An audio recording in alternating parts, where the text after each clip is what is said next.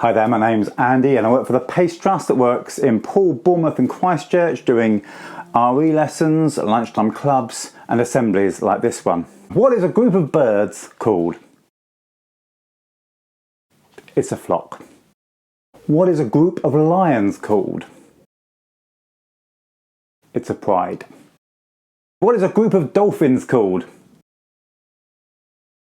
It's a pod. What is a group of crows called? It's called a murder. And lastly, what is a group of Christians called? It's actually called the church.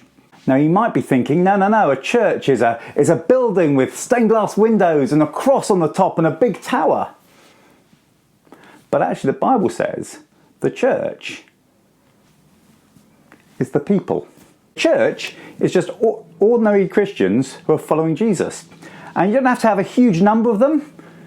Jesus says where even 2 or 3 are gathered, I am with you.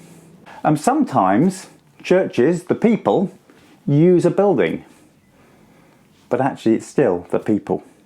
It's a bit like when you go on a school outing or class trip. You might not be in your classroom, but you're still your class, aren't you? And I wonder, if a hospital didn't have any patients or sick people, would that still be a hospital? Or would it just be a building? Church is the people, but sometimes they use a building. And I was thinking, we sometimes ask the question, what are things used for? Anyone got any ideas what this is? It's got a interesting thing on the end. Actually, it's an apple corer, slicer and peeler. Anyone know what this is? Actually, it's for stoning cherries. And what about this?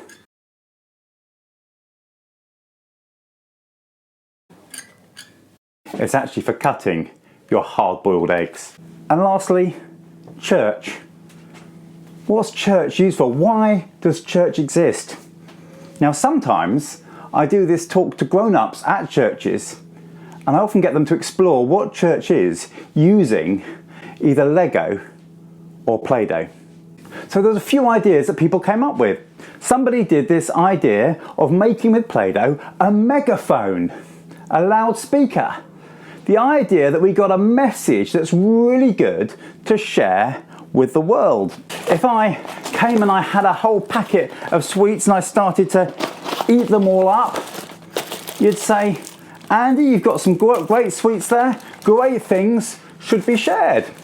Now the church believes it's got great news about Jesus that everybody is welcome to hear. And we say, we've got something great, come and share it with us. Come and share it with us. So the idea is good news to share. Somebody else made a picture of a heart. And the idea is that God's love is there to share with the world. And actually the idea is that the church is about love. It's about being a family together serving Jesus. Another picture we had was of a fire. That idea that a little bit of fire like a coal, if it falls out the fire, it's very easy for it to go out. But when we're trying to follow Jesus, sometimes it's hard and sometimes it's difficult and we need other people. We need people to love us, help us and encourage us to live for Jesus, because sometimes it's hard. And just as though you might need other people on the football team to help you and encourage you and enable you to play your best possible game, as Christians we need other people around us to help us to live out our faith and to follow Jesus as well as we possibly can. The Bible uses a few pictures. One of them is that as of a body, the idea that every little bit is needed and is valuable and is precious. Another picture the Bible uses is of a family. The idea that we all belong to each other, we're all on the same team and we're all meant to love one another and encourage each other. Another picture the Bible uses is of a bride, the idea that we are loved by God and he thinks we're really precious and wanted. And the last one, another picture is used, is of a branch attached to a vine. It's not about what we do, it's about God wanting to work through us and in us to be fruitful. Those are a few little pictures the Bible gives us of what it means to be church. Now, sometimes we think of church as an hour on a Sunday morning, facing front and maybe having to wear your best clothes. But that's not actually the picture that the Bible gives us. The Bible doesn't give us the idea of a service to attend, but rather it's a community to belong to. The Christians devoted themselves to the apostles' teaching, to fellowship, to the breaking of bread and to prayer.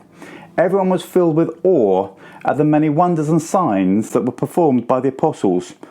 All the believers were together and had everything in common. They sold property and possessions to give to anyone who had need. They continued to meet together in the temple courts. They broke bread in their homes and ate together with glad and sincere hearts, praising God and enjoying the favour of all the people. And the Lord added to their number daily those who were being saved. It sounds very different, doesn't it, just to going to church on a Sunday? What does it mean to be the church?